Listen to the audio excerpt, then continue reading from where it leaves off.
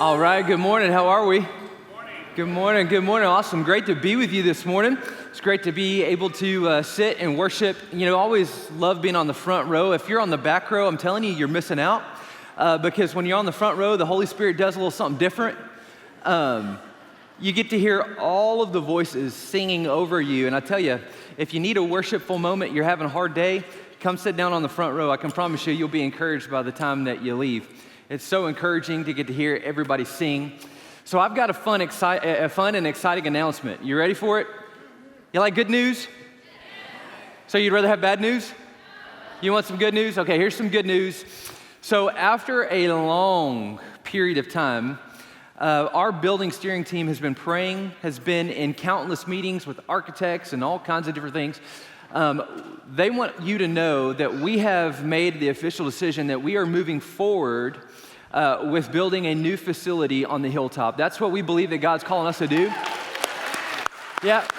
So we're super excited about that. We believe that God's given us a great plan. He's given us a great opportunity for us to move forward. And so what you need to know, what that means for you, is that on October 15th, we will have, we will make, that will be kind of the launch of what we are consider our public initiative, okay? So October 15th is gonna be a very special day in the life of our church. I'm very excited about that day. I hope you are too. It's gonna be fun as we launch the new public initiative to fund not only the next 2 years of our ministry plan or our general budget, that's the money that the church gives in order for us to continue doing ministry, things like this, things like Awana's, things like all of the stuff that Stanton mentioned, missions, all of those things. And then also too, that's gonna include funding a new facility on the property of 121 and MLK, which we've had now for a little over somewhere around 5 years. So excited about that. Now here's the deal. While this is super exciting, one more thing. So October 15th, we're launching the public initiative.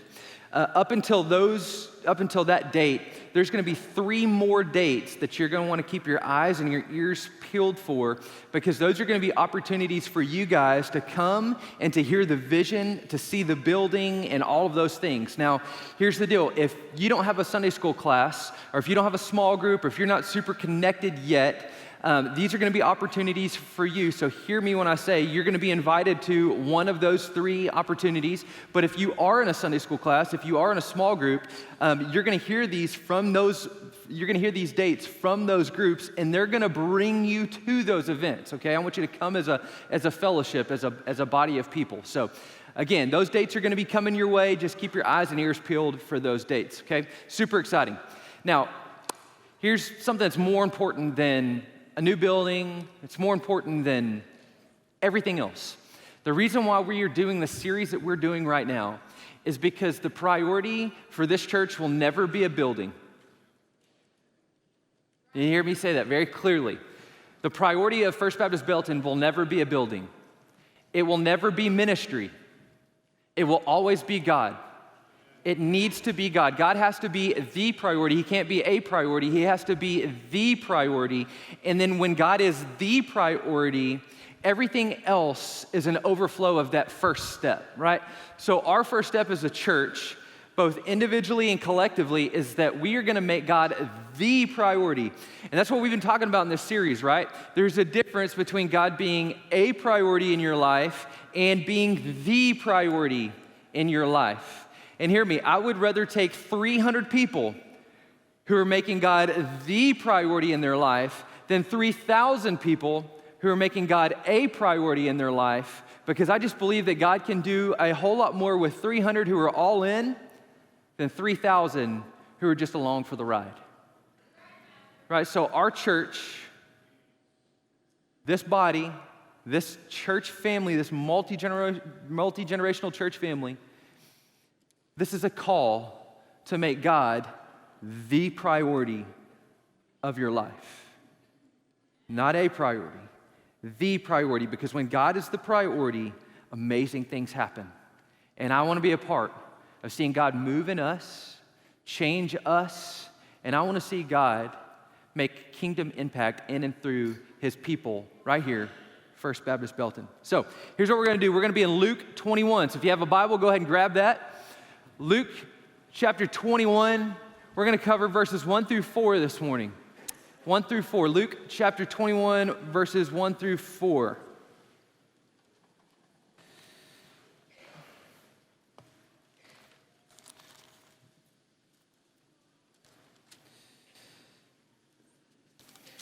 All right, this is the word of the Lord, beginning in verse 1. Read with me. It says, Jesus looked up and he saw the rich putting their gifts into the offering box. And he saw a poor widow put in 2 small copper coins. And here's what he said. He said, truly, I tell you, this poor widow has put in more than all of them. For they all contributed out of their abundance, but she, out of her poverty, put in all that she had to live on. Powerful 4 verses. You may be sitting there thinking, oh gosh, he just announced a public campaign, so he's given another giving message. Listen, if that's you this morning, and maybe you're a guest with us, this is going to be a little bit of a family meeting, okay? So if you're a guest, understand that I want the Holy Spirit to speak to you and speak to your heart, but really what we're talking about this morning is I'm speaking directly to the family here, okay? And if you're here this morning and you're thinking, golly, if that, man, public campaign, here we go, speaking on giving, if that's you, then I especially want you to lean in a little bit. I want you to lean in a little bit, and I want you to do me a favor. I want you to put behind you things that you've heard. Maybe you've been to a church and you've been burned because of finances or whatever that may be. I want you to put all those things aside because this message is not going to be about giving. This message is about worship. If you read these verses and if you read them very carefully, you will see that it actually has very little to do with our money. And it has everything to do with our heart. This morning, what I want to challenge you with is I want to challenge you to ask 2 questions. I want you to ask yourself, have you given your heart fully to the Lord? To really think about that. This is going to be really important because if we don't establish that first, everything we're going to talk about is not going to matter. So I want you to think about it. Have you given your heart fully over to the Lord, or has He just been given a portion of your heart? And then following that question, do your actions reveal the answer to that first question?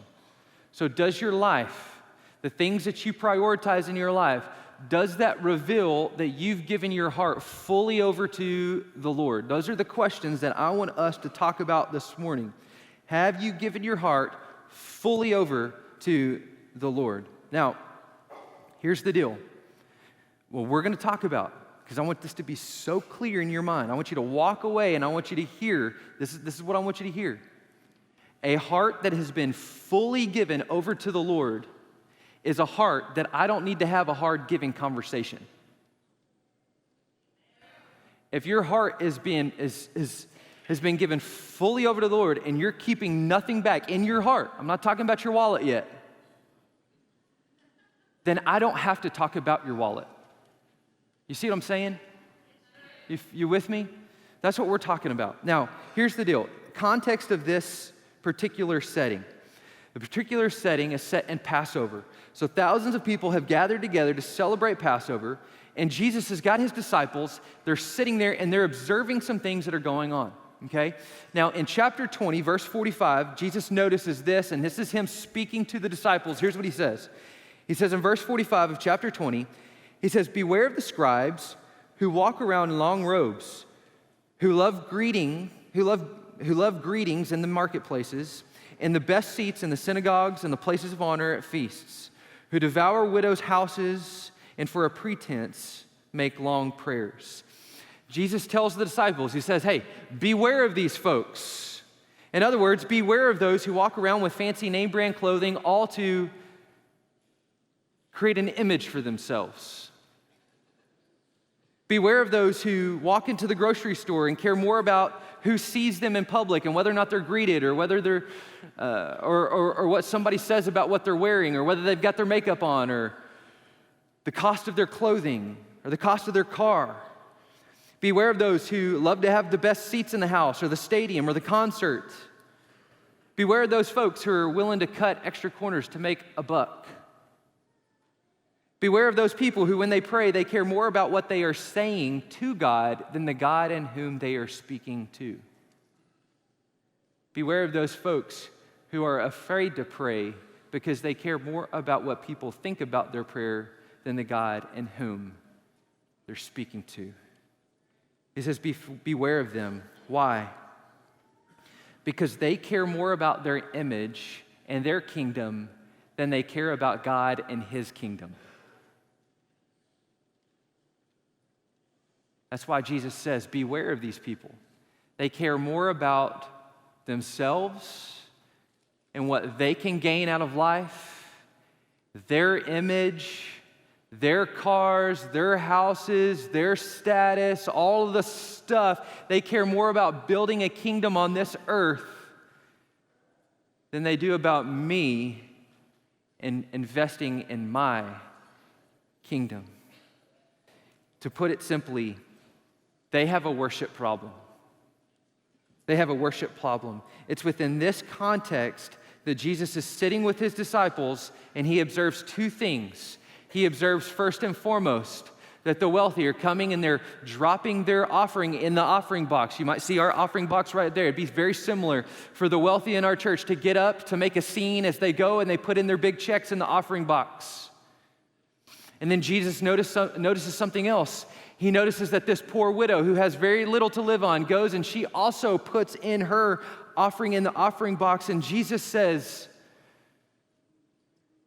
this poor widow who has very little, the money that she put in that box would be equivalent of a couple of pennies, puts that in the offering box, and Jesus says that is greater than the sum of all of the wealthy put into the box. Now, to the normal eye, this may not have seemed like a major issue. You know, people are just giving their offering. And Jesus has no problem with wealthy people. There's plenty of wealthy people in the Bible who have blessed. As a matter of fact, without wealthy people, we can't do a lot of the things that we're able to do. God has blessed you, you bless us, and that money then goes back to the kingdom, right? It's important. Jesus doesn't have anything against wealth, nor is he condemning them for their wealth. He's simply drawing our attention to something bigger than money.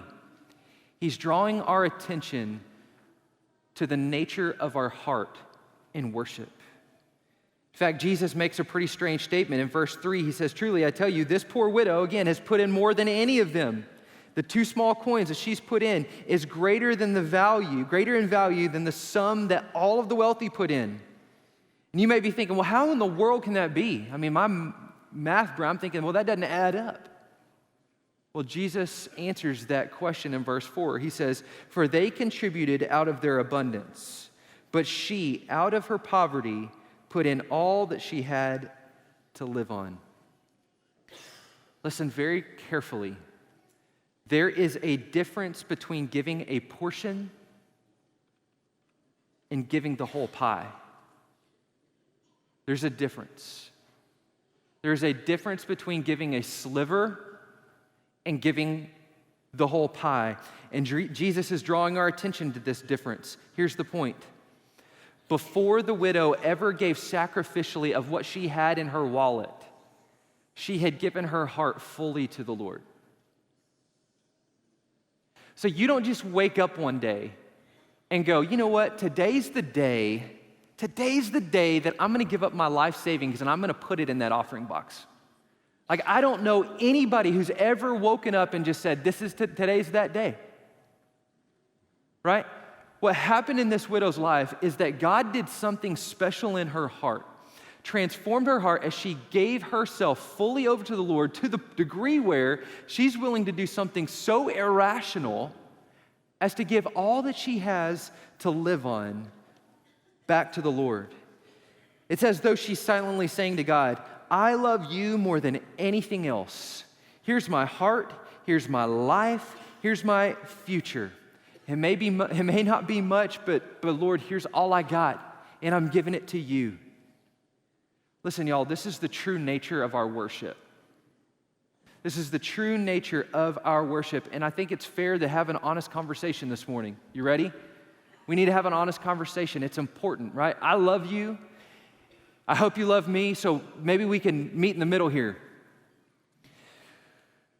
Right now, we have a problem.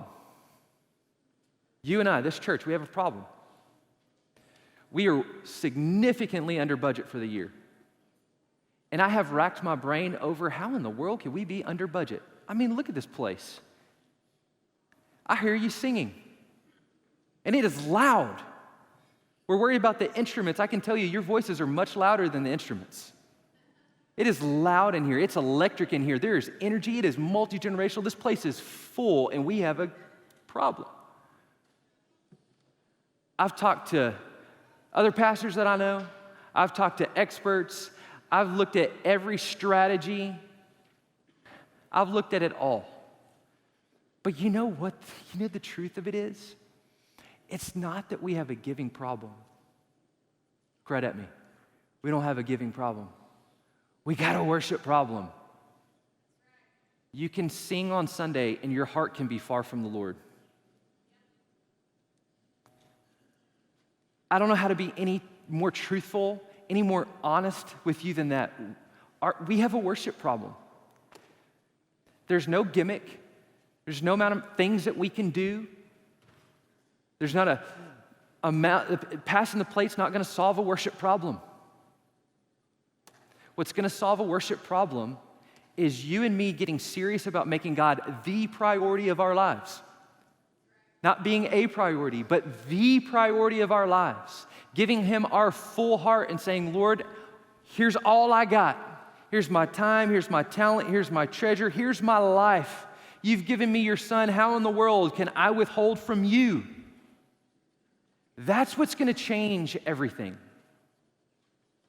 What's going to change is when we are more concerned about God and His kingdom and building that kingdom than ourselves and our kingdom.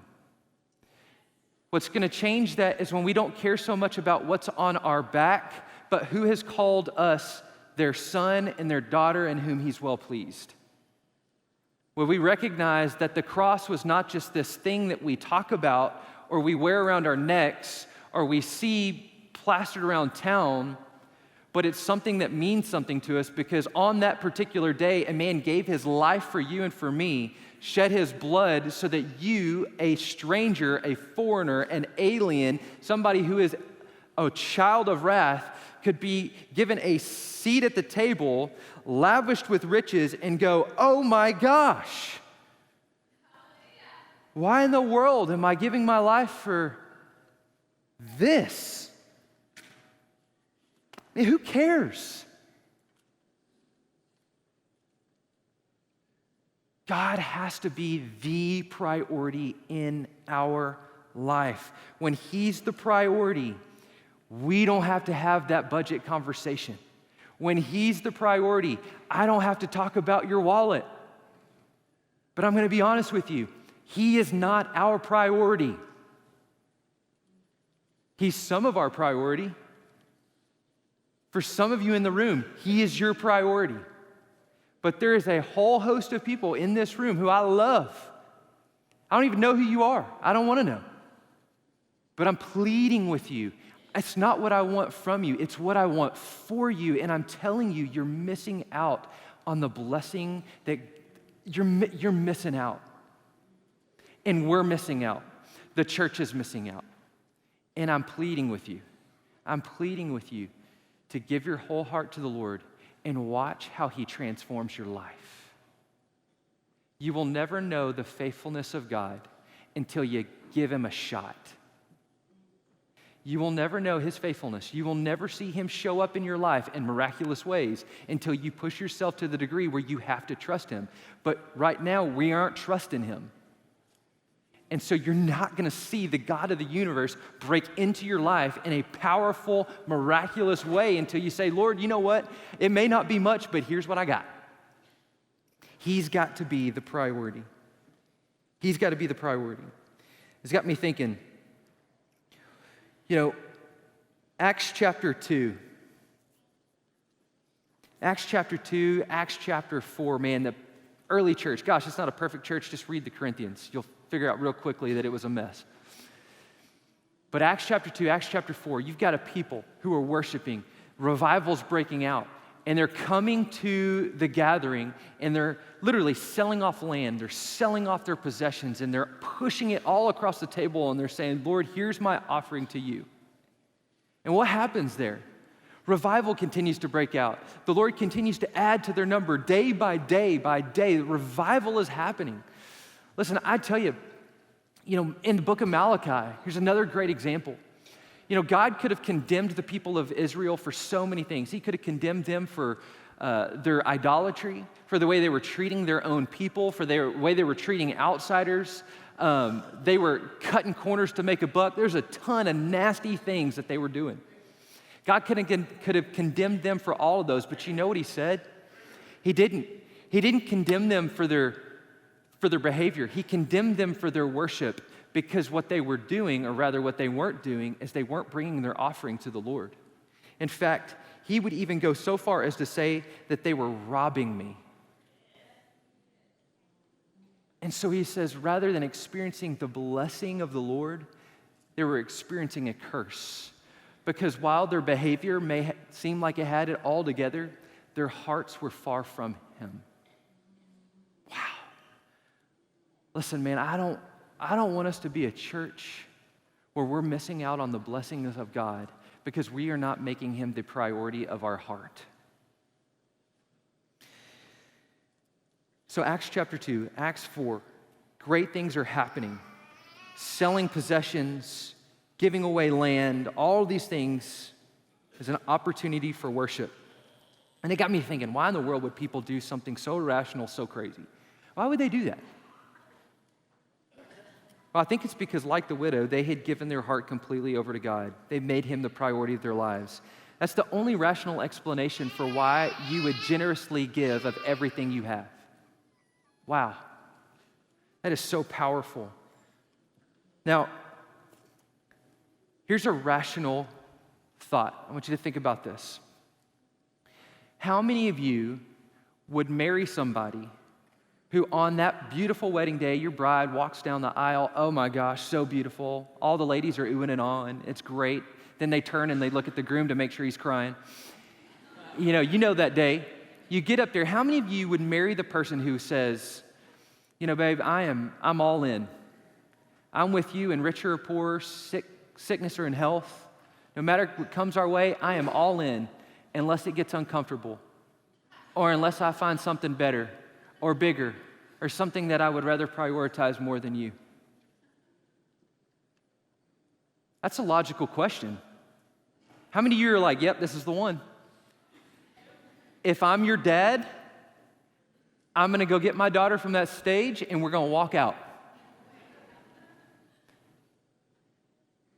And yet, in Ephesians chapter 5, Paul says that marriage is a demonstration of our love relationship with the Lord.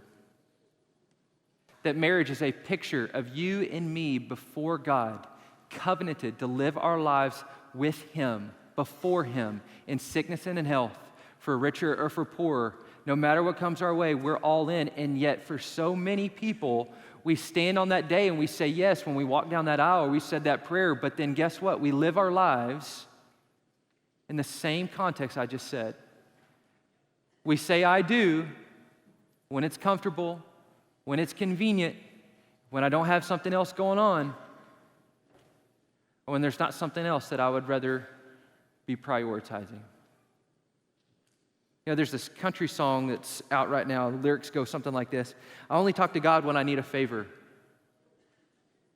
Song continues, but if I only talk to God when I need a favor, then who am I to expect a savior? Now tell me, who is more irrational? The person who has given their whole heart to God in complete devotion to him and therefore gives all that they have to him, or the person who only talks to him when they need a favor and yet expect him to show up when there's trouble? Who's more irrational?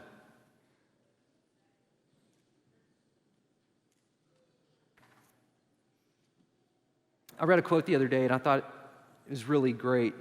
It goes like this: Christians ought to live their lives as though it were only possible if God shows up. That same person said that the problem that we have in the church today is that there are people who gather in churches time and time again every Sunday, but their lives do not reveal the truth in which they believe. And that's the reason why people are leaving the church. I don't know if that's true or not, but I certainly don't disagree.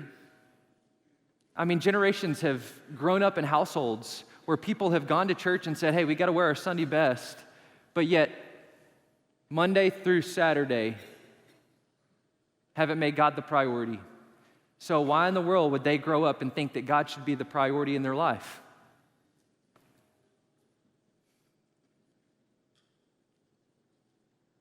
I mean, that's where we're at. That's a countrywide problem. That's a nationwide problem. That's a global-wide problem. Is that until you and I decide we're going to make God the priority of our lives, the church will continue to decay. And I'm just going to tell you, that ain't going to happen in Belton. That ain't going to happen here. Because I'm not going to lead a dying church. We're going to be a thriving church because God's going to be the priority. And I'm pleading with you to join me. I don't want to walk that, I don't want to rock that road alone. Like, we're a family, right? So a family can sit down and have a hard conversation at the table and say, hey, I love you. You may disagree and you may never come back, and I'm sorry, but I'm going to shoot you straight. I need you. I need you. It doesn't matter how many times I pray. It doesn't matter how much I give. It doesn't matter how much I show up and open the doors. Apart from you guys, y'all are the church. This is the church. You're looking at the church. I just get to lead it, but y'all are the church. These are the beautiful faces that make up First Baptist Belton and why we're a great church. But you know what? We could be a phenomenal church who makes a phenomenal kingdom impact, so long as we just give our heart fully to the Lord and say, Lord, you use me however you see fit. You use my home, you use my bank account, you use my cars, you use my time, you use everything that I've got. It's all for you, Lord. It's yours anyway, so use it. Use me. And I promise you, you will become addicted to it. Try me. You will become addicted to that kind of generosity. And I can't think of a better thing to become more addicted than making God the priority of your life. Now, let me bring all this back together. I got 3 things to wrap this thing up. Understand, you've got to understand, this is not a giving message. It's not a giving message. It is a worship message. One author rightly said, God does not want our money. If you think God needs your money, then my goodness, we need to talk. God doesn't need your money. He wants you. He wants your heart. He wants all of it. And yet, we cannot give ourselves to God apart from our money, apart from our possessions, apart from our time, apart from all of it. That's why Jesus says the money reveals where our heart is. Even Jesus says that.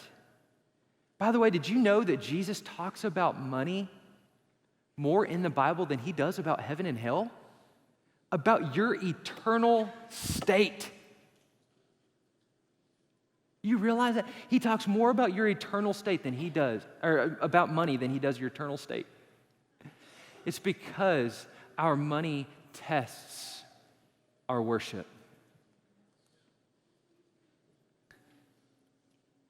Number 2, giving that pleases God is a kind of giving that is costly. Worship is costly. That's why one of our core values is sacrificial worship. It ought to cost us something. There ought to be a sacrifice. It ought to cost us a level of comfort, some level of inconvenience for it to be sacrificial. It ought to put us in a place where we have to trust God to replenish that which we gave. And I'm not just talking about your wallet. I'm talking about your time. I'm talking about all of it. I'm talking about everything in your life. If you want to worship the Lord, it's going to cost you something. to the degree that he has to replenish that which you gave.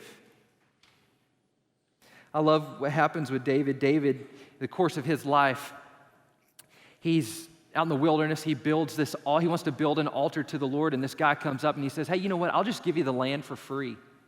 You know, as a matter of fact, hey, I got a bunch of animals. I don't really need them anyway. So how about I just give you the animals? I'll give you the land for free. You can build your altar. You can make your sacrifice. It won't cost you a thing. And you know what David says in 2 Samuel 24:24? I'm going to read it. He says, I will not offer burnt offerings to the Lord my God that cost me nothing. Y'all, that's powerful. He refuses to offer something to the Lord that doesn't cost him anything. You know, David's known to be a man after God's own heart. Certainly not a perfect man, but a man after God's own heart. And I started thinking, a man after God's own heart, a woman after God's own heart, is a man or a woman who has given God their heart, right? Like a man or a woman after God's own heart is a man or a woman who has fully given their heart to the Lord and said, here, use me. Number 3, God can do great things with small sacrifices. You know, you may be in here this morning and golly, man, you may be strapped, you've got debt through the roof and you don't know what to do.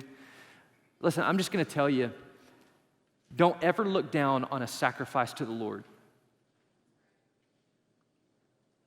Notice that Jesus, and notice the disciples even, in this moment where the wealthy are giving in they're putting their offering in the box, notice that Jesus doesn't make fun of that woman. He doesn't say, oh, is that all she's going to give? Really? Do you know who I am? He doesn't do that. In fact, he celebrates her. If you have never given to the Lord, start somewhere. Just start somewhere. Just say, God, my goodness, I don't have a lot. I've made some poor decisions, but you know what? I'm going to start somewhere. You know, the hardest place is just taking that step of faith. Once you take that step of faith, then you can take another step of faith. And then you can take another step of faith. And you can take another step of faith. And then all of a sudden, year after year, guess what happens? You have now made a habit of sacrificial worship in your life. And you will see God show up time and time and time and time again. And I promise you, you will never look back. Jordan and I've never looked back. That was the first decision we made when we got married. Prior to that, I had never given to the Lord. We've never missed a month. And I have never gone without. So much so that God has given me almost everything that I've even wanted. That's no prosperity gospel nonsense. This is a heart given over to the Lord that's not perfect. But it says, Lord, this is what I got. This is what I'm giving to you. And I'm going to trust you that you're going to provide for me on the other side. And he has. And he will for you. But you got to take that step of faith. Listen, as we move into an initiative to raise funds over the next 2 years, we're going to be raising funds for our ministry plan, but we're also going to be raising funds for a new facility. Okay? I'm super excited about this. I think God is going to do great things in our church, in and through us. But you know what I'm most excited about? What I'm most excited about is not a building. It's none of that. It's none of that. What I'm most excited about is seeing you get fired up for the Lord. You get fired up for the Lord, where you grow in your faith and your trust of the Lord. Like, that's what I'm hungry for. I'm so hungry. I'm so ready to see a church go, boom, we're all in for this. We're excited for this. I'm going to take it on faith. Lord, here you go. I'm going to make a sacrificial offering to you. That's what I'm excited about. You know what else I'm excited about? I'm excited about seeing our church come together. It's strengthening our unity. Because if we're not healthy here, we won't be healthy there. I want us to be strong here. I want us to be walking in step with one another. I want us to be of one heart, one soul, one mind. I want us to be moving together. I want us to be moving with one heart. And then thirdly, I'm excited because I believe this is going to extend our reach in a way that you could not even fathom. I'm praying that God does amazing things. I'm praying that he radically transforms our heart and uses us to see people come to know Jesus, their lives to be transformed from our front porch to the ends of the earth. That's what I'm excited about. And I hope that you're excited about that as well. Would you pray with me? Father, we love you. I thank you for Jesus. Lord, I thank you that he shows a great model of what it looks like to model both truth and grace, to be able to speak truth to people he loves, and yet at the same time extend grace. And Father, there's so much grace to be found. Lord, I don't want us to get caught up on legalistic nonsense. I want us to get caught up on you. Lord, for when you are the priority of our lives, we don't have to worry about the things on this earth. God, so transform our hearts, Lord. Let us move us this morning. It's been my prayer all week. Would you just move us this morning to give our hearts to you, to trust you, rather than trying to trust ourselves, which are terrible gods. God, only you are worthy of our worship. Father, our kingdoms will fail. Our clothing will go out of style. Our cars will break. Our homes will fall apart. But Lord, your kingdom never fails. It never stops. There's only one institution on this earth that you have said will never fail, and that's your church. So God, I pray that you move in us, that you make us a battleship of a church that is waging war against our enemy, that's pushing against the darkness, ushering in light as we proclaim the truth of Jesus. Father, may you bless our efforts as we give our hearts to you. It's in your Son's name I pray. Amen.